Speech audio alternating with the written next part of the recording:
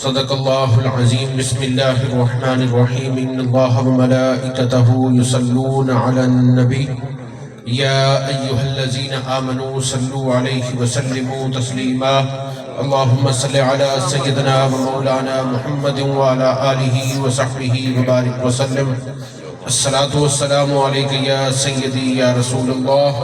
الصلاة والسلام علیکہ یا سیدی یا حبیب اللہ۔ سب کو پہلے مبارکباد پیش کرنا جنہوں نے یہ محفل کو منعقد کیتے انہاں انتظام کیتے، اللہ تبارک و تعالی انہاں کو روح جہانہ دی عزت عطا فرماون، اللہ تبارک و تعالی انہاں دے گھر دے وچ اپنی رحمتاں دا نزول فرماون۔ تساں سارے جڑے محفل وچ مہمان بنتے اے بیٹھے ہوئے، اللہ تبارک و تعالی سب دی جان مال عزت و آبرو دی حفاظت فرماون۔ چند لمحے دے وچ اپنی حاضری کو مکمل کریں نا، ایک شعر سماعت فرماؤ۔ مشکل تھے راستے آسان ہو گئے، مشکل تھے راستے آسان ہو گئے،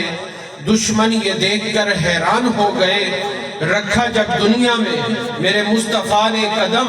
پتھر بھی کلمہ پڑھ کر مسلمان ہو گئے، پتھر بھی کلمہ پڑھ کر مسلمان ہو گئے۔ حضرت آدم علیہ السلام نے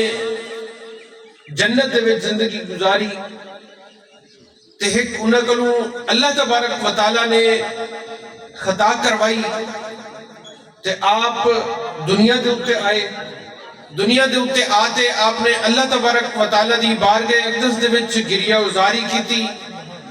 دعاواں منگے، تقریباً 300 سال آپ اللہ تبارک و تعالیٰ دے سامنے دعاواں مانگتے رہ گئے کہ اللہ تعالیٰ میں کو دوبارہ جنت بھیج جا۔ حضرت آدم علیہ السلام دی بارگاہ اقدس دے وچ عرض کی تھی کہ آپ تمام انسانیت دے والد ہیوے،